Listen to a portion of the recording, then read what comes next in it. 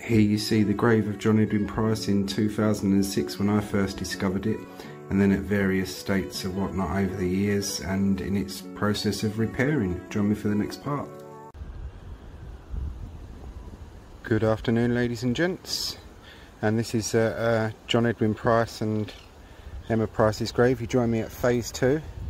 The new granite stone's gone on, surround's been painted, the pink granite base for the headstone is on, and the pot, and underneath this white pot, which will eventually go at the foot end of the grave, is a hole which is where the new headstone will go in. The new headstone is in this brownish pink granite, love art shape like Harry and Ada Steele's one.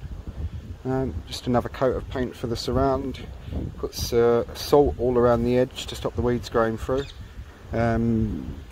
slate chippings, new stone on, and then they're done. So yeah, all looking nice and tidy. My nan absolutely loved her granddad, really loved him. So this would have been important to my nan, obviously, of course. So there we are. That's phase 2. You'll join me for phase 3, which will be the last phase when the headstone goes on. Take care, everyone. Hope you've, I won't say found it interesting or whatnot, but yeah, take care, everyone. See you soon. Afternoon, ladies and gents, and you've joined me at home, and we're coming towards the last stage of John Edwin Price and Emma Price's stone. It's been a bit of a long one, this one, so I had to get the money together to get a tile cutter to do their frame. But the plaque's done. In loving memory of John Edwin Price, 1865 to 1951. A dear father and grandfather, also Emma Tuck Price, beloved wife of the above, 1867 to 1923. Dear mother and grandmother, in unmarked grave 1308, which grave can't be found now, so that's why she's mentioned on this stone. But on the original stone, which was degrading, she was mentioned as Dear Mum, aged 53, in grave 1308, because that's all the family could afford to get done at the time. But her age was 3 years out on that, so this is all correct now, gone but not forgotten. That's that done, that's setting, so that'll be set by Sunday. And this here took over an hour to do. That's the drilling in for the peg. You have to start off with an auger bit, which drills the little hole, then widen it, then you've got a diamond boring bit, keep wetting it, have a bucket of water next to it, drill bit, dip it in, and then so on and whatnot. But yeah, it doesn't look too bad. So that should be going on Sunday. Yeah, you'll join me for the next part of that at the cemetery. Take care all, and I'll see you there. Afternoon, ladies and gents, and another busy day, cutting tiles again. They're all cut now, and it's like a big bag full of jigsaw ready to go onto the grave. That's all ready, that's set now, so that'll be even more set by tomorrow. Ages ago, I got this breadboard from my neighbour that used to live there, and the corner was broke off of it, and I thought that might come in handy for something one day. Anyway, it has, because John Edwin Price's original pot that says Dear Mum, Dad, Bill and Jack, that's basically going to be redundant now, because they've got a new pot with flowers in, but I didn't obviously want to get rid of it because it's original. So with my tile cutter, I've cut out a square, so you know the hole that the flower pot thing's going to, that's going to sit on top of there now. And there's a little marble black cross that's been on their grave for ages and ages. I got it when I first did the grave in 2006, and that will sit on top of there, so at least we're keeping some of the original features. But yeah, there is a party in the Winchester Centre, African party. Those Africans really know how to party. Anyway, right, I shall see you all at the cemetery tomorrow. Take care, see you all soon. Afternoon, ladies and gents, and you join me at the cemetery on a scalding hot day. All our jigsaw of puzzle jigsaw of tiles is absolutely everywhere, but we're getting there slowly but surely. Stones on, edging tiles are on. These are not stuck in place yet, these ones. The side tiles are on. So yeah, we're getting there slowly but surely. You'll join me next again when it's all completely finished and done. So, oh, look, a butterfly. How nice, how charming. Hope you're all having a nice Sunday. Take care all, and see you all soon. Afternoon, ladies and gents, and we're finally complete with the restoration of John Edwin Price. Took a bit longer this one because at first I screwed the edges up along the top, so I had to take them off and start again with that bit. I'm no expert tiler, as you probably gather. Here we are. It's granite. One of the page members kindly told me that the brown one is called Shap stone, Shap granite. Comes from Northumbria or Cumbria or up north, somewhere like that. And this is a grey granite, as you can see. As I said, and you see in the earlier part of the video, with this original pot here, the Dear Mum Dad Bill and Jack pot, it has a round hole under there, but the breadboard, as you see, I cut the square out, stuck that on. This has been on the grave since 2006, this has. That needs to be stuck down once it's been polished and cleaned. It needs a good polishing, so the stone shows up. Yeah, look, when you wet it, it makes all the pattern show up, so that can be polished. It's warm, but not quite as warm as it has been, so that's not too bad. I've kept the top part of the original stone. It's got the grave number on it. That will stay there. So we've kept some of the original stuff. Yeah, pretty much it really. Not much to show you really, is there? It's a grave is a grave. In loving memory of John Edwin Price, 1865 to 1951, dear father and grandfather. Also Emma Tuck Price, beloved wife of the above, 1867 to 1923, a dear mother and grandmother, in unmarked grave 1308, gone but not forgotten. John's wife is, like, this is a common grave or a public grave if you want to use the nicer term for it, but yeah, this is a common grave, but obviously I discovered it and managed to look after it, so it's not been removed. These here are also common graves in this area, and they're all being taken away and removed as time goes on. John's wife, Emma, is buried over there somewhere, also in a common grave. Now, when John died in 1951, on the original white stone, it had also Dear Mum, aged 53, in grave 1308. So in 1951, someone or people obviously knew where the grave was, and it was obviously still reachable or seeable kind of thing, because there'd have been no point putting a grave number on. But it's been lost over there since, in all the 1960s graves. So yeah, she's still there somewhere, but you'll never find her, so that's why they're mentioned on here together. John was born 1865 in George Street in Plaistow, Essex in those days. He was I'm trying to think, because it's quite interesting life actually, John. His mother, her dad, was a confectioner and owned a confectioner's shop. George Wilson his name was. So there was obviously a slightly bit better to do than John's family, who were originally farmers from South Mims, and then dock labourers and labourers, as in John's case, in London. So yeah, that was a bit of an interesting one with that. And also interesting, John's father is buried over there somewhere. I say he was buried over there. Awful thing, my nan used to come to the cemetery when her granddad was alive. She loved her granddad, my nan Liz, this is her granddad John, she absolutely loved him. Come to the cemetery with him to visit her nan's grave, which was his wife, and his dad's grave, which was over there. And one day they came over, this was during the war, and that bit of the cemetery had been blown up, and where John's dad was no longer existed, and my nan said it was one of the few times she saw her granddad cry, so it's quite sad. But yeah, he's buried here. But his wife, Elizabeth, who was the daughter of the confectioner, obviously I've got her death certificate, found when she died, cannot trace her burial anywhere. Her father, who was the confectioner, got his death certificate, cannot trace his burial anywhere. His wife was also of a slightly more common family, and she's buried in a common grave in the City of London cemetery.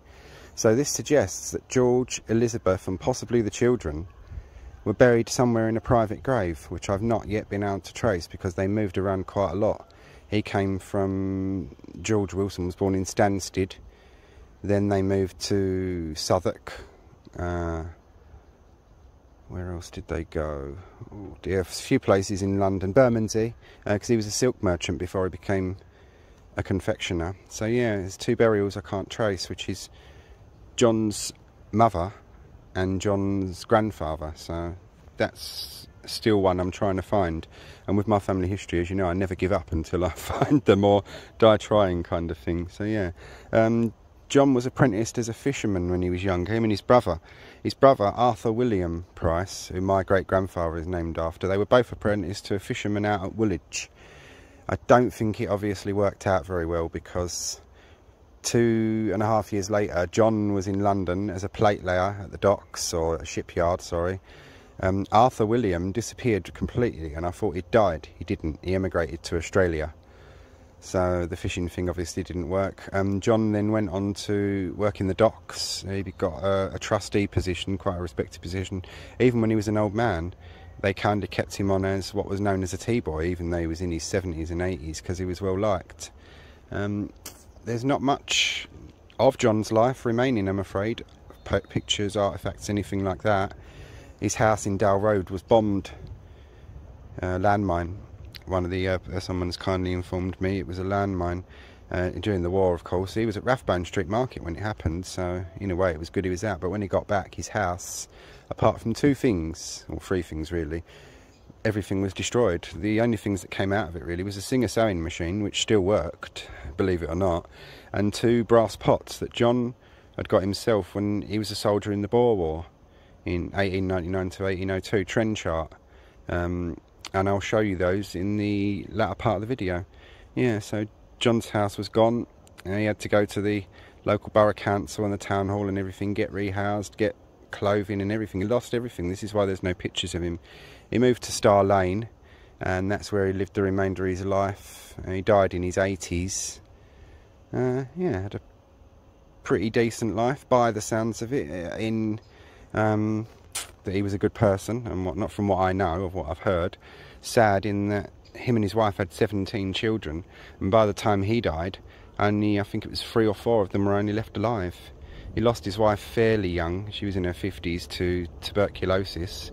How he didn't catch it and die of it, I don't know, but he didn't. So yeah, and that's the life of John Edwin Price, everyone. And Emma Price, of course, don't forget. Her maiden name was Tuck. Her parents, James Tuck and Caroline, are both buried in common graves over there. The graves will still be there, but long lost to even be traceable. So yeah, there we are. Take care, everyone. And the next part of the video is just going to be a few bits and bobs from John's life. We'll start off at the church that they got married in, and the artefact, those 2 pots that I own, and a couple of pictures and things people have been kind enough to send me. I hope you all found this interesting. It's been a bit of a long haul restoring this one, but well worth it. My nan loved her granddad, and obviously he's where I come from, so yeah. And this is a bit more permanent than being polished stone. It's going to last a long time. It will see me out, as all the old people say. Yeah, see me out. Right, take care, everyone. Hope you all enjoyed the video, and hopefully my nan and John Edwin Price and his wife Emma Price and ancestors would like the job I've done. Take care all. See you all soon. Good evening, ladies and gents, and you join me in the inner lair of London Luke. Electric fire, not a real fire in this heat, of course. And we're going to have a look at, in my little branch of the family, the only objects that remain or belong to John Edwin Price. These are called trend chart. This comes from the Boer War, 1899 to 1902. I made a bit of a boo-boo in the video earlier and said 1899 to 1802. Do ignore that. So yeah, John was away fighting in the Boer War, and these are what he crafted and brought back. And interestingly enough, they are made from gun shells. Inside is all the history written on them. everything about that I know about them, and these go to my nephew Riley when I die, so they stay in the family.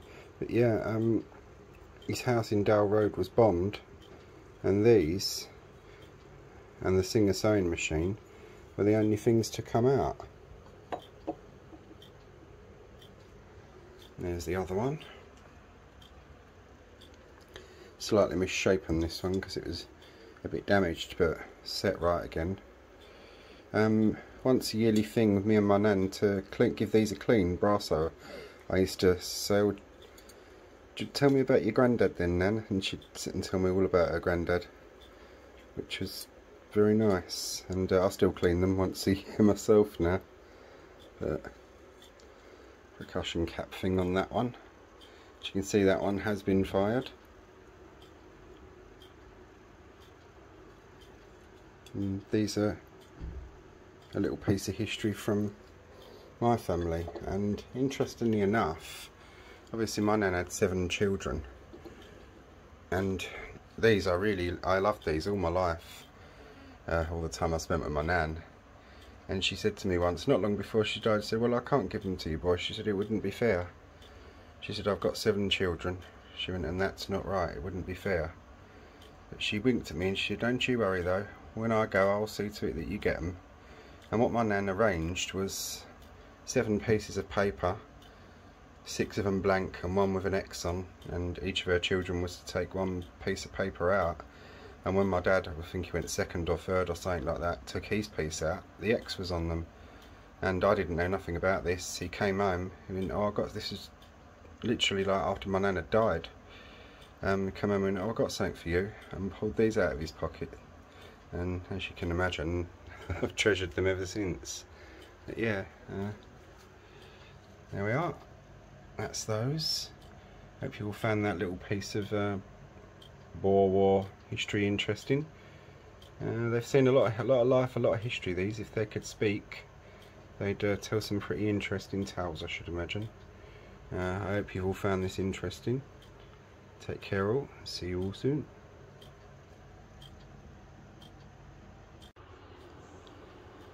Afternoon, ladies and gents. There's not a great deal to go on John's life, so I thought I'd include a bit of the genealogy, the family history. This is John's birth certificate, obviously not the original. Got this from Plashet Grove Register Office. John was born on the 12th of November 1865 at number 3 George Street, Plaistow. John Edwin, sex a boy. Name and surname of father, John Price. Name and surname, maiden surname of mother, Elizabeth Price, formerly Wilson. That's the lady I told you about, whose father was a confectioner, George Wilson. John's father's occupation was labourer in shipyard. And the signature who registered the birth was E. Price, mother. And you can tell that she was from a slightly better family than John's dad. Because John's dad, when he had to register something in 1863, put an X, so he couldn't read and write, but his wife could. But come 1869, John Price had obviously learned enough to write his name, so whether he learned to read and write fully, I don't know. Yeah, that's the birth certificate.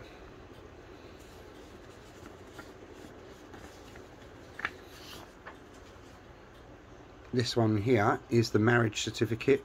This one I got from the Family History Centre, which used to be in Middleton Street in Farringdon, and they married on the 5th of December 1886. John Edwin Price, Emma Tuck. John's age was 21, Emma was 19. John was a bachelor, Emma was a spinster. My nan hated that word, absolutely hated it. John was a labourer,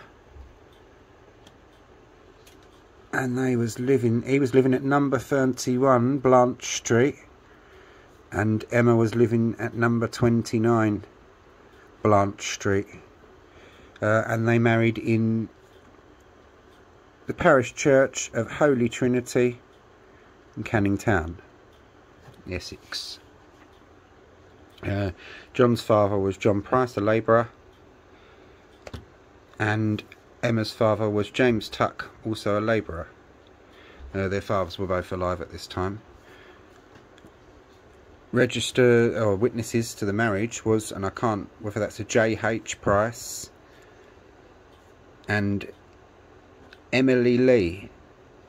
Interesting, because Liam, or Price and Lee and whatnot would become mixed later on. This is John's death certificate. He died on the 10th of January 1951 at number 141 Star Lane. John Edwin Price, male, aged 85 years, occupation dock labourer, retired. He had retired by this point because he'd been ill for a while. Cause of death was bronchitis, pneumonia and myocardial degeneration. Certified by looks like nominum, but it's hard to tell with this writing. It's the doctor. Oh dear. We registered it was G or CS Price, son present at the death. So that's that. Yeah, and that's about the end of it all really. John's life, what we know of it and that. Hope you've found this interesting. Take care all and see you all soon.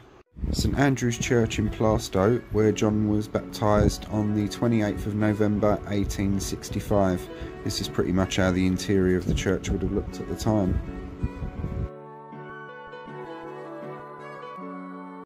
Holy Trinity Church in Canning Town, where John Edwin Price and Emma Tuck married, and this is where a good number of their children were christened. Lovely looking little church, similar to the one in Woolwich in its style. Was destroyed in the Second World War sadly though. The Royal Docks, where John Edwin spent most of his working life and career, from relatively young man right up until a very, very old man.